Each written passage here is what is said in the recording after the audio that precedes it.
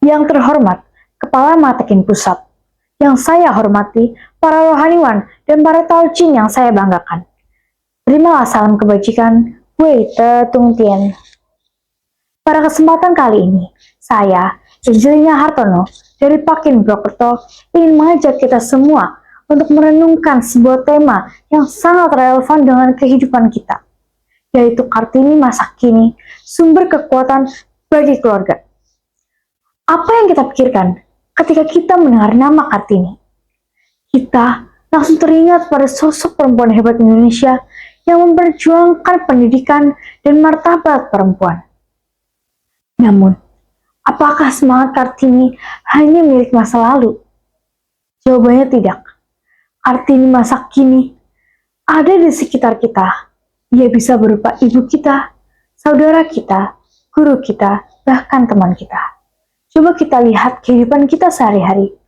Siapa sih yang bangun paling pagi di rumah? Siapa yang memastikan kita berangkat ke sekolah tepat waktu? Dan siapa yang tetap kuat walaupun lelah? Ya, seringkali itu adalah ibu kita.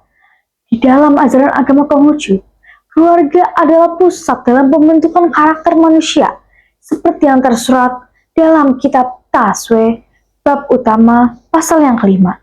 Disebutkan bahwa dengan rumah tangga yang beres akan dapat mengatur negerinya, dan dengan negeri yang teratur akan dapat dicapai damai di dunia. Dalam keluarga itu sendiri, seringkali perempuan menjadi sumber kekuatan utama dalam keluarga. Seorang ibu atau sosok perempuan seringkali menjadi poros kekuatan moral dan kasih sayang. Artinya, kalau keluarga kita kuat, kehidupan kita juga akan lebih baik. Rohaniwan yang saya hormati dan para taucin yang saya banggakan, artinya masa kini adalah mereka yang tetap sabar menghadapi berbagai cobaan dan masalah, tak peduli pada keluarga, dan tetap menanamkan nilai kebaikan setiap harinya. Di dalam kitab Lun I, jilid 4, pasal yang ke-11, disebutkan bahwa seorang cince senantiasa ingat akan kebajikan, sedangkan seorang rendah budi hanya ingat akan kenikmatan. Artinya masa kini adalah perempuan yang menjadikan kebajikan sebagai dasar hidupnya. Ia mendidik dengan kasih, menguatkan dengan keteladanan, dan membimbing dengan kebijaksanaan.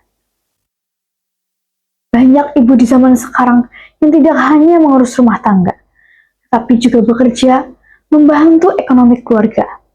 Namun, di tengah kesibukan itu, mereka tetap meluangkan waktunya untuk menampingi anak belajar, menanamkan nilai moral, dan mengajarkan sopan santun. Artinya, menjadi hebat itu bukan soal popularitas ataupun gaya hidup, tapi tentang sikap dan karakter. Seringkali, karakter itu kita pelajari dari sosok perempuan di rumah kita. Rohaniwan dan para taucin yang saya banggakan, sebagai seorang anak dan pelajar, kita juga bisa mengambil peran. Kita mungkin belum bisa seperti Kartini yang mengubah dunia. Kita bisa mulai dari hal-hal yang sederhana, yaitu dengan cara menghormati orang tua, membantu pekerjaan di rumah, belajar dengan sungguh-sungguh, dan tidak membuat keluarga kita kecewa.